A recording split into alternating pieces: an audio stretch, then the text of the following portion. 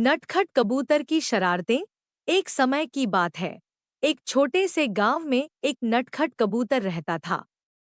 उसका नाम पिंकी था। पिंकी अपने मस्तमौला स्वभाव के लिए पूरे गांव में प्रसिद्ध था। वह कभी किसी के कंधे पर बैठ जाता तो कभी किसी के हाथ से रोटी छीन कर उड़ जाता। बच्चे उसकी हरकतों पर खूब हंसते थे, लेकिन बड़ों को उसकी शरारतें अक्सर परेशान कर देती थीं। गांव के चौधरी साहब, जो कि बड़े ही सख्त मिजाज के आदमी थे, पिंकी की शरारतों से बेहद नाराज रहते थे। एक दिन पिंकी ने चौधरी साहब की खाट पर आकर अपने पंख फैलाए और बैठ गया। चौधरी साहब अपने बगीचे में आराम कर रहे थे। पिंकी ने मौका देखा और पास रखी टोपी को उठाकर उड़ गया। चौधरी साहब चौंक गए और गुस्से में इधर-उधर देखने लगे। पिंकी गांव के सभी बच्चों का प्यारा था। जब भी वह कोई शरारत करता, बच्चे तालियां बजाते और उसका पीछा करते। एक दिन पिंकी ने सोचा, क्यों न आज कुछ बड़ा किया जाए। वह उड़ा और सीधा गांव के मंदिर की ओर बढ़ा। मंदिर में सुबह-सुबह आरती हो रही थी। पिंकी ने देखा कि पुजारी जी एक थाली में प्रसाद रखकर भगवान को अर्पित कर रहे थे। उसने मौका देखा और झट से प्रसाद उठाकर उड़ गया। गांव भर में हंगामा मच गया। लोग पिंकी की चालाकी और उसकी हरकतों से परेशान थे, पर वह कबूतर सबके लिए एक मनोरंजन का जरिया भी बन गया था। गांव का प्यारा पिंकी। गांव के बीचों बीच एक बड़ा पीपल का पेड़ था और उसी पर एक नटखट कबूतर रहता था, जिसका नाम पिंकी था। पिंकी अपने चालाक और शरारती स्वभाव के कारण पूरे गांव में प्रसिद्ध था। गांव के बच्चे उसे बहुत पसंद करते थे, लेकिन बुजुर्ग उससे परेशान रहते थे। पिंकी की आदत थी कि वह कभी भी किसी की टोपी उठाकर उड़ जाता, तो कभी किसी की तश्तरी से खाना खींच लेता। वह कभी शांत नहीं रहता। चौधरी साहब का गुस्सा। गांव के चौधरी साहब बहुत सख्त मिजाज के व्यक्ति थे। उन्हें पिंकी की शरारतें बिल्कुल भी पसंद नहीं थी।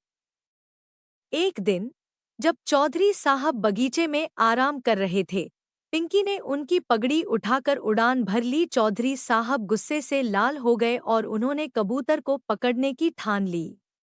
बच्चों का साथी। गांव के बच्चे पिंकी से बहुत प्यार करते थे। वे उसके साथ खेलते, उसे दाना खिलाते और उसकी शरारतों का आनंद लेते।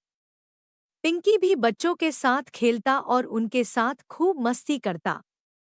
एक दिन, गांव में मेला लगा। पिंकी ने बच्चों के साथ मिलकर पूरे मेले में धमाचौकड़ी मचा दी। वह कभी गुब्बारे फोड़ता, तो कभी मिठाई की दुकान से लड्डू उठाकर उड़ जाता। मंदिर में शरारत। पिंकी की शरारतें दिन प्रतिदिन बढ़ती जा रही थी।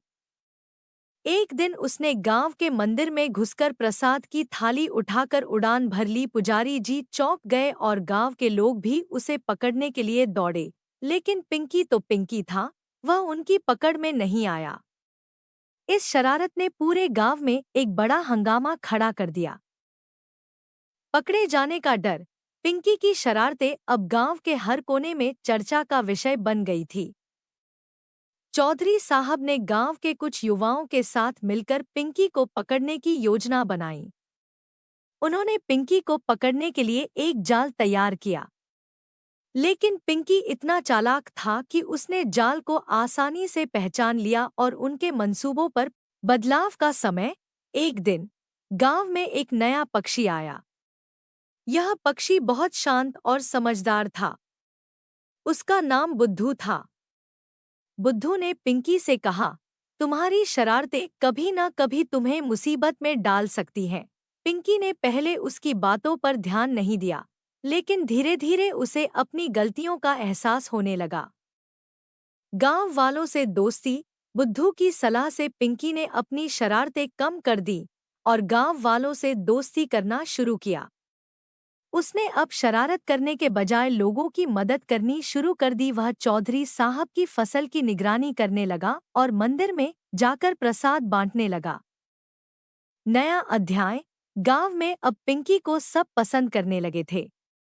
उसकी शरारतें अब हंसीमजाक तक सीमित थीं और वह अब गांव का सबसे प्यारा पक्षी बन चुका था। उसकी दोस्ती बुद्धू के साथ गहरी हो गई थी और दोनों पक्षी मिलकर गांव की रक्षा करते और लोगों की मदद करते।